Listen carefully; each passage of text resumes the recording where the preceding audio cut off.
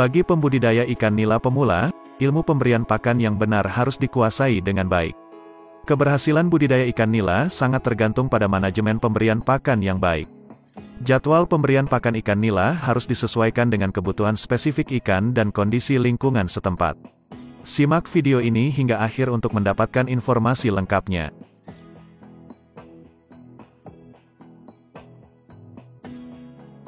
Sebelum menentukan jadwal pemberian pakan, penting untuk memahami kebutuhan nutrisi ikan nila.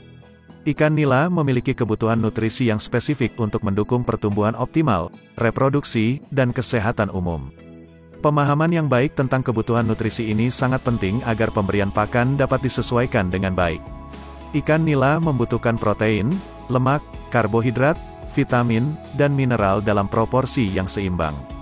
Protein merupakan komponen utama dalam pertumbuhan ikan nila. Pada fase pembesaran, ikan nila memerlukan kadar protein yang lebih tinggi, biasanya sekitar 32–40%. Sedangkan pada fase pertumbuhan dapat menggunakan pakan dengan kadar protein 28–32%. Lemak diperlukan untuk menyediakan energi dan memastikan keseimbangan nutrisi. Kandungan lemak yang tepat bervariasi sesuai fase pertumbuhan, dengan tingkat lebih rendah pada fase pertumbuhan awal dan lebih tinggi pada fase pertumbuhan yang lebih lanjut. Sedangkan karbohidrat menyediakan energi yang diperlukan oleh ikan nila. Sumber karbohidrat yang baik bisa didapatkan dari jagung, tepung singkong, dan bahan baku tanaman lainnya. Pastikan juga pakan mengandung berbagai jenis vitamin. Vitamin membantu menjaga kesehatan ikan, mendukung sistem kekebalan tubuh, dan memastikan pertumbuhan yang baik. Selain kebutuhan dasar tersebut, ikan nila juga memerlukan kalsium dan fosfor untuk pembentukan tulang dan gigi ikan. Mineral lainnya, seperti magnesium, kalium, dan selenium, juga diperlukan dalam jumlah yang sesuai. Frekuensi pemberian pakan kepada ikan nila adalah aspek krusial dalam manajemen budidaya yang memengaruhi pertumbuhan, kesehatan, dan efisiensi pakan. Tahap awal budidaya ikan nila adalah fase pembesaran. Pada fase ini, ikan nila umumnya memerlukan pemberian pakan lebih sering. Disarankan untuk memberikan pakan 2–3 kali sehari untuk memenuhi kebutuhan nutrisi yang tinggi selama periode pertumbuhan cepat. Tahap selanjutnya adalah fase pertumbuhan. Saat ikan nila mencapai fase pertumbuhan yang lebih lanjut, frekuensi pemberian pakan dapat dikurangi.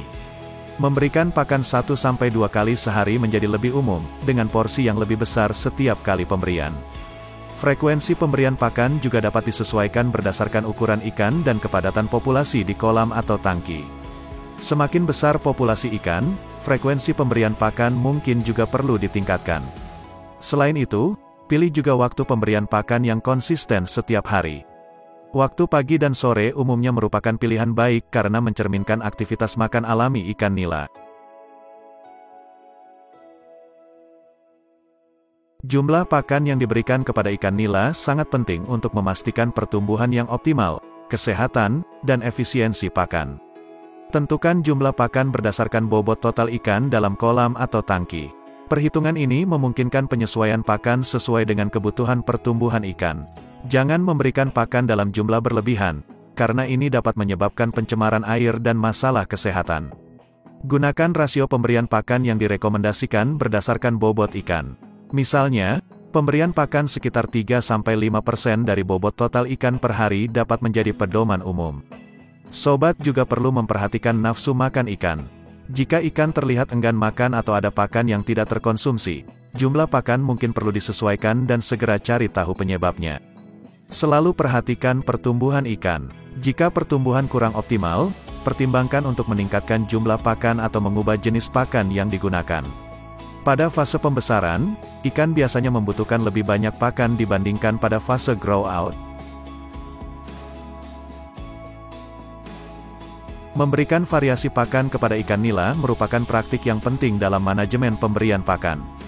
Variasi ini tidak hanya meningkatkan nafsu makan ikan, tetapi juga memastikan asupan nutrisi yang seimbang. Berikan variasi pakan untuk menghindari kejenuhan dan menjaga nafsu makan ikan.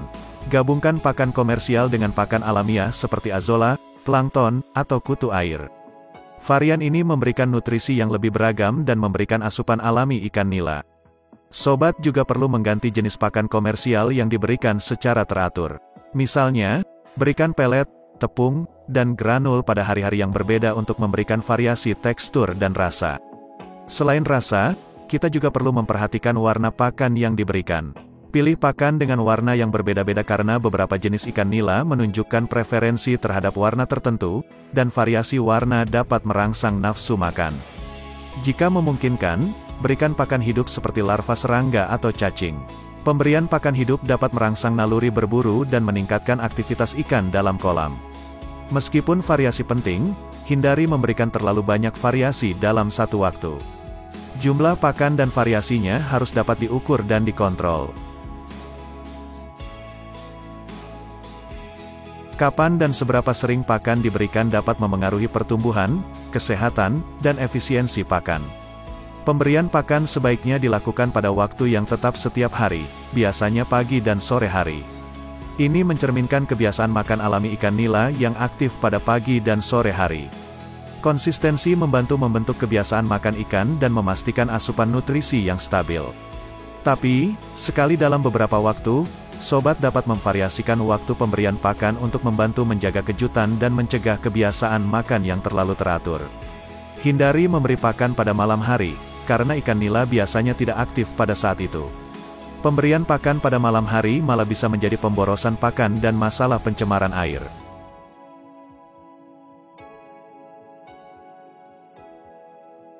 Mungkin yang satu ini jarang diketahui banyak pembudidaya, yaitu mempuasakan ikan.